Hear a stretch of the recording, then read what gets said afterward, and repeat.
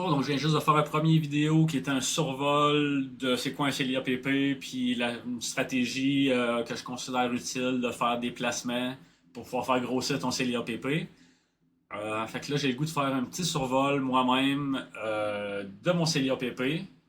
J'ai recréé mon CELIA-PP dans Yahoo Finance. C'est pas tout à fait exactement identique à ce que c'est pour de vrai. Moi, j'utilise la plateforme Disney pour faire mes actions, mes échanges. Mais là, je voulais pas présenter directement à Disney parce que c'est mes vraies informations, puis le numéro de compte, ces affaires-là. Fait que je me suis dit, c'est beaucoup plus simple de recréer un nouveau compte dans une autre plateforme. Donc, j'ai recréé plus ou moins les actions que j'ai faites. Puis, j'ai le goût de faire un petit survol de jusqu'à maintenant, qu'est-ce que ça donne.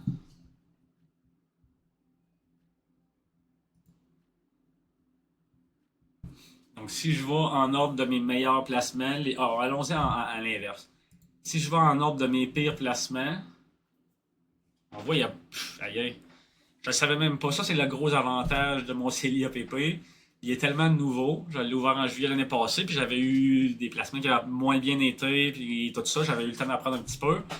J'en ai des pires pas mal dans mon CELI. Ça, c'est sûr que j'ai pire que du moins 6% dans mon CELI. Euh, ouais, c'est merveilleux. J'ai presque pas de pertes. J'ai très peu de pertes jusqu'à maintenant. Donc, on peut voir à date, j'ai C3AI qui est mon pire, mais j'ai juste une action. Elle vaut 24 US. J'avais payé 26 US. C'est pas trop pire. Brag.to, en fait, ça ici, c'est probablement même pas vrai. Je pense que j'allais payer 4 pièces cette action-là, mais j'en ai juste une quand même. Fait que c'est vraiment pas la fin du monde. Ça, c'est vrai. Ça, j'ai perdu un petit peu avec docu.n. Zclean, je viens juste d'acheter ça. Fait que ça, c'est vrai aussi. Je l'ai acheté 14,70. J'ai déjà perdu un petit peu d'argent dessus. Mais juste 1,40 jusqu'à maintenant. Fait que c'est pas si pire. Mais c'est quand même dommage parce que je viens juste de faire cet achat-là. Mais c'est un ETF pour l'énergie renouvelable. Donc, c'est des compagnies, c'est un portefeuille, un rassemblement de plein de compagnies qui ont de l'énergie solaire, de l'énergie éolienne, ce genre de choses-là. Donc, on peut voir, puis ça ici aussi, ça, je sais très bien que ça, c'est pas vrai parce que Visa a gagné plus pas mal pour moi que Mastercard. Visa, je les ai pas payés 164. Mais j'ai pas grand-chose non plus. Donc là, c'est ça. Malheureusement, c'est pas 100% précis à cause que j'ai pas pris le temps de tout rentrer exactement le prix que je les ai payés. Fait que dans le fond, il doit en avoir que j'ai perdu un petit peu plus. Mais allons à l'inverse avec ceux que j'ai gagnés le plus. Pas en chiffre, mais en total. Donc, voici le portrait jusqu'à maintenant. Ce que j'ai fait comme meilleur achat jusqu'à maintenant, Upstart. Ça, c'est une compagnie de crédit par intelligence artificielle. En fait, ils utilisent beaucoup l'intelligence artificielle, mais c'est une compagnie de crédit qui veulent compétitionner avec Equifax et TransUnion, puis qui veulent révolutionner en gros le système de crédit. Puis pour avoir déjà travaillé avec Equifax, quand je travaillais chez Bell, on avait besoin de consulter Equifax et TransUnion souvent pour faire des prêts, ou je ne me rappelle plus exactement tout le contexte autour, mais j'ai souvent utilisé ça, puis c'est vrai que selon moi, le système est archaïque, puis il doit être retravaillé. Donc, ce que Upstart présente comme idée, moi, je trouve ça merveilleux. J'ai acheté quelques actions, mais j'en ai pas acheté tant que ça, surtout que c'est en US. Ça ici, je crois que c'est en US, puis l'action n'existe pas en version canadienne, puis j'achète presque plus d'actions purement américaines. Mais on peut voir mes deux meilleurs coups, c'est deux de ces compagnies-là qui sont un peu moins connues que j'ai découvert, SoundHound puis Upstart, mais c'est deux compagnies purement américaines, puis il faut que je paye de l'impôt sur le taux de change et tout ça. Donc c'est pour ça que j'ai un petit peu moins. Je suis un petit peu plus frileux à investir sur des compagnies purement américaines. Ben en fait, des compagnies purement américaines, ça me dérange même pas. S'il existe une version canadienne de l'action, mais là dans ce cas-ci, ça n'existe pas. Donc ça, c'est vraiment Upstart US que j'ai acheté, qui est vendu sur le New York Stock Exchange. Puis SoundHound, même affaire. Mais on voit aussi que c'est mes deux plus grands gagnants. Il y en a un qui est à plus 94, donc il a presque doublé de valeur par rapport à ce que j'ai payé. Puis l'autre est à plus 60%. Ensuite, on peut voir Meta qui vient d'exploser aujourd'hui, qui était un de mes excellents placements depuis le début. Je suis tellement content d'avoir fait des placements dans Meta. Mark Zuckerberg, pour moi, est, j'ai le goût de dire le GOAT. Là. Il y a peut-être Jensen Huang de Nvidia. T'sais, pour ce qui est des meilleurs chefs d'entreprise, là, Zuckerberg semble être vraiment parmi les super élites dans le monde. Puis je suis très content d'avoir investi en lui. Puis je vais continuer d'investir dans sa compagnie, c'est certain, certain. Même si ça vient d'exploser aujourd'hui. Je voulais d'ailleurs investir. Je savais qu'il y avait les earnings aujourd'hui. Puis je me suis dit, je m'attendais pas à ce qu'il y ait ce genre d'explosion-là aujourd'hui. Puis je voulais recommencer à en acheter parce que je me disais, ça va monter bientôt. Tu sais, c'était la veille d'exploser, mais je m'attendais pas à ce que ça apparaisse déjà.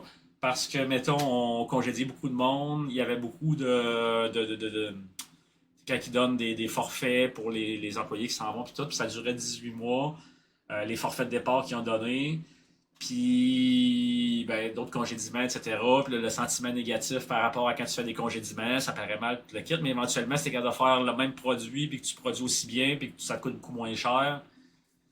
Puis là, ben, moi ma vision, c'est que l'intelligence artificielle va définitivement révolutionner le monde. Puis Meta font partie de ceux qui l'utilisent le plus, puis qui travaillent le plus là-dessus, puis qui sont le plus gagnants dans toute cette révolution-là.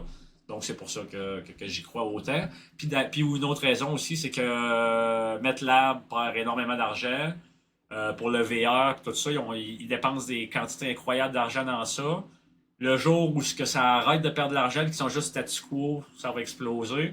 Puis moi, je m'attends qu'un jour, le VR va pogner. Là, ils ont fait les Ray-Ban Glass. Ils ont quand même le Quest 2, Quest 3, Quest 3S, qui a quand même un certain niveau de succès, mais c'est encore, là, c'est encore le tout début, puis ça marche pas encore tout à fait comme ils voudraient, puis comme les investissements qu'il a fait sont pas rentabilisés à l'intérieur du monde VR jusqu'à maintenant. Mais je m'attends à ce qu'un jour, ça vire, puis ça commence à être payant. Donc, ce qui est leur plus gros gouffre financier, un jour risque de disparaître puis devenir même un bénéfice. Ensuite, j'ai Nvidia qui est mon GOAT, qui est l'action qui a monté le plus depuis que je fais des actions. Là, j'ai pas mon CELI traditionnel parce que mon CELI traditionnel, ma toute première action que j'ai achetée, elle a presque décuplé. Là. Je pense que c'est sincèrement fois 8 ou fois 9 qu'elle a fait ma première action. Fait que là, on parle de 800%. Là. Là, ben, j'ai continué à en racheter, là, fait que ça dilue un peu là, mon pool d'actions de Nvidia. Ben, c'est l'action que je possède le plus. On voit ici dans mon CELI APP, sont en troisième place. Puis c'était la deuxième place, non, la troisième place que j'ai dépensé le plus. Mais là, j'essaie de diversifier un peu plus. Puis là, je me dis, hey, ça a tellement explosé, Nvidia. Quand j'ai ouvert mon compte, ça n'a pas monté tant que ça depuis ce temps-là. Là. Ça a monté de 43%, ce qui est quand même vraiment beaucoup, mais c'est rien comparé au plus 800, plus 900% que je parle. Donc, bref, j'en ai acheté quand même pas mal parce que j'y croyais encore, mais je me disais c'est proche de plafonner. Là. À un moment donné, ça va arrêter d'avoir la croissance incroyable qu'on connaît, mais vois-tu, ça a l'air de ne pas avoir encore voulu arrêter parce qu'ils sont en quatrième place de mes actions qui ont gagné le plus en valeur. En cinquième place, j'ai AMD.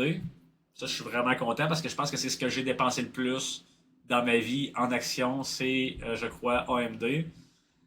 Ça n'avait pas monté, puis il me semble, moi, je croyais beaucoup en ça. Je voyais les affaires qui sont faites, les reviews sont bonnes, toutes les affaires. Je suis comme, Colin, je comprends pas pourquoi cette action-là explose pas.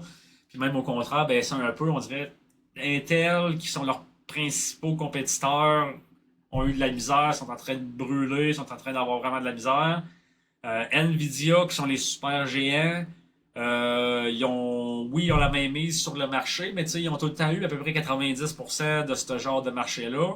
Puis le 10%, ben, au lieu d'être 10% d'un marché de genre 500 millions, ben là, c'est 10% d'un marché de 5 milliards. Fait que je comprends, ou même en trillions quasiment, là, que ça va compter bientôt. Là. Fait que je comprenais pas pourquoi que AMD explosait pas. J'ai continué d'en acheter, continué d'en acheter, continué d'en acheter. Un moment donné, j'ai comme arrêté d'en acheter parce que là, ça a continué à baisser puis ça allait pas super bien. Si j'avais continué d'en acheter, j'aurais un encore plus beau résultat présentement. Mais quand même, parce que j'ai arrêté, tu sais, c'est ça, à un moment donné, j'ai arrêté. Je pense que j'ai arrêté des alentours de 90$. Ben là, moi j'achète la version canadienne, là, mais AMD est à 90$, ça a baissé des alentours de 84. J'aurais pu encore en acheter puis avoir un meilleur prix, puis après ça, ça aurait remonté. Puis là, la version AMD US, je le vois-tu ici sur le côté? Je le vois pas parce que là, moi, j'ai les versions canadiennes. Ah, ici. Ils sont à 180. Fait que, tu sais, ils ont été à 80 un moment donné, ça a plus que doublé depuis ce temps-là. Fait que si j'avais acheté, tu sais, j'ai arrêté de sortir de 90. Fait que ceux que j'ai acheté à 90, ils ont doublé. Ceux que j'avais acheté avant, à genre 130, 120, 110, ben là, ils ont repris de la valeur. Mais tu sais, là, ils baissaient, ils baissaient. Fait que là, un moment donné, j'ai fini par arrêter. Fait que ça, je suis super, hyper content de mon AMD qui a fini par virer. TD, ça, c'est, regarde, TD, je vous adore. Je commence à adorer cette compagnie-là. TD donne une super belle dividende. Je ne sais pas si on peut la voir facilement, la dividende.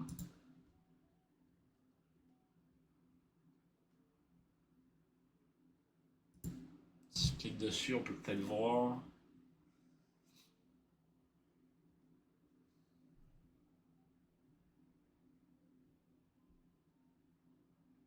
Bon, je ne sais pas exactement comment voir la dividende, mais je peux la dire parce que je la. Forward dividende 4,20, c'est-à-dire 4,13% présentement parce que là, l'action a monté beaucoup. Mais moi, je les ai achetés dans l'entour de 80.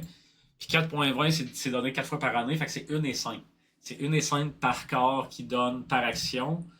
Donc là, si on retourne à mon Celia PP, je pense que je vais commencer à aimer beaucoup, beaucoup TD, puis que je risque d'en prendre de plus en plus parce que.